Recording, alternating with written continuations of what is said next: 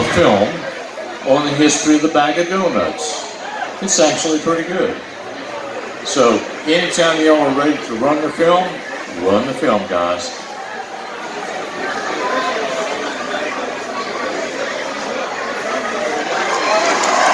Why Bag of Donuts?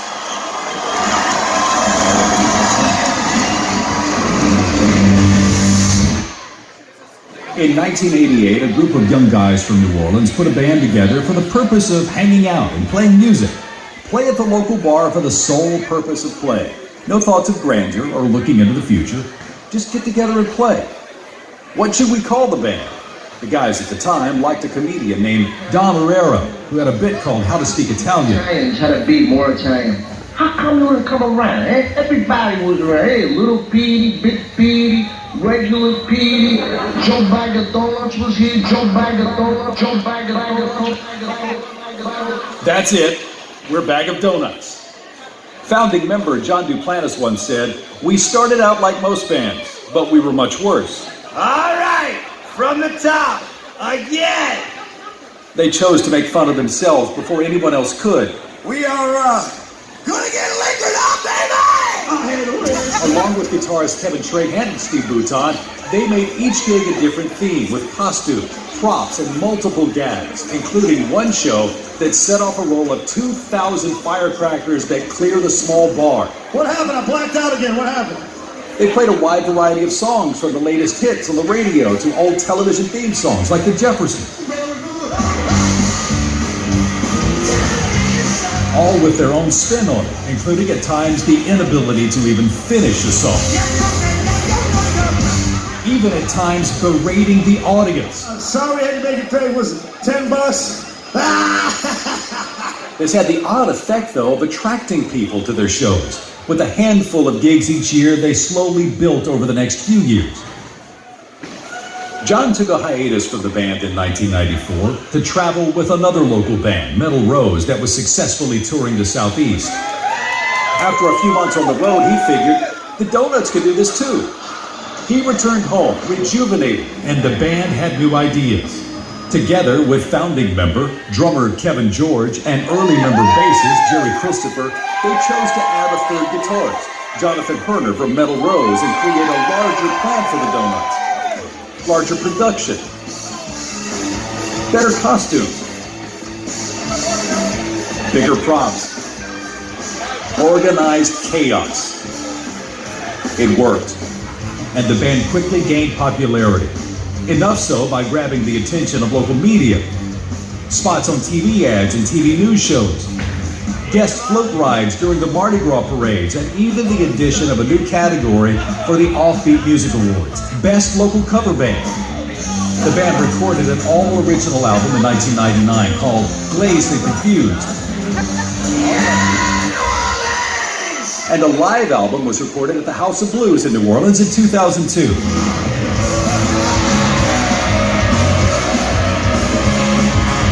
The band had quite a few years of local and regional success, moving up from small bars to larger live venue clubs, selling out Jimmy's, Rock and Roll, Tipitina's, and the first cover band to ever sell out the House of Blues New Orleans. The Donuts even played Jazz Fest in 2003. They were the headliners for the official New Orleans Saints Super Bowl tailgating party in Miami, Florida, 2009. The band had made a small dent in the New Orleans live music scene. Through these years, a few band members moved on to other things, including in early 2011 when John Duplantis moved on. This was a potential breaking point for the band.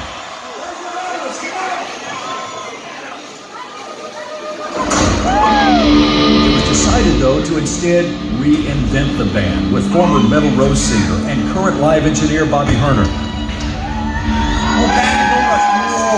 Formed in 1988, reinvented in 2011.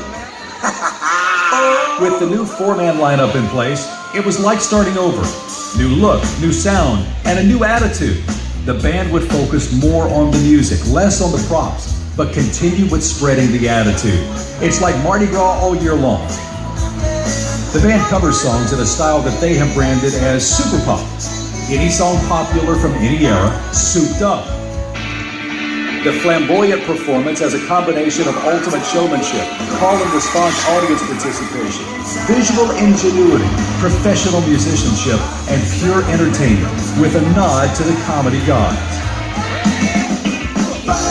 With over 100 live dates each year, Bag of Donuts became headliners at festivals and clubs from Texas to Florida, including an annual headlining slot at the world-famous French Quarter Festival, which is the largest free festival in the United States.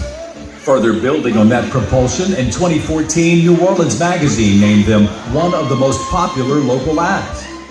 Their performances draw thousands at events for NFL, PGA, and NBA. We're in! Through the years, the band has continued to record some original material, including their cut, Put 'Em Up, in 2012. In 2016, they released an original single, Super Pop, in collaboration with Dr. John, with full-length video and a CD containing a mix of original music and covers. They were back to Cover Band of the Year honors by Offbeat Magazine in 2016, 2017, and 2018. In an effort to continue their evolution and sense of reinvention, the band added a two-piece horn section in the spring of 2017.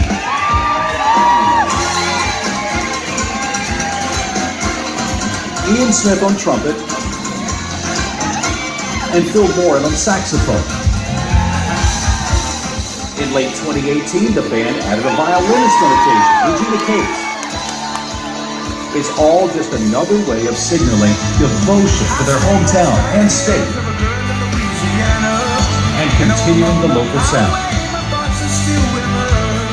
How does this voiceover artist know all of this? My name is Daryl Green, and I'm an honorary donut, having played guitar with the band on occasion. Theirs is the world of brass bands, rock and roll, pop radio, country, hip hop, and reggae, all rolled into one big, beautiful band of color. POD has to be experienced live to fully feel their impact. With over 2,500 gigs, 6-time winner of the Offbeat Award, 9 appearances at the French Quarter Fest, and the first cover band to be inducted into the Louisiana Music Hall of Fame. The future is wide open for Bag of Donuts.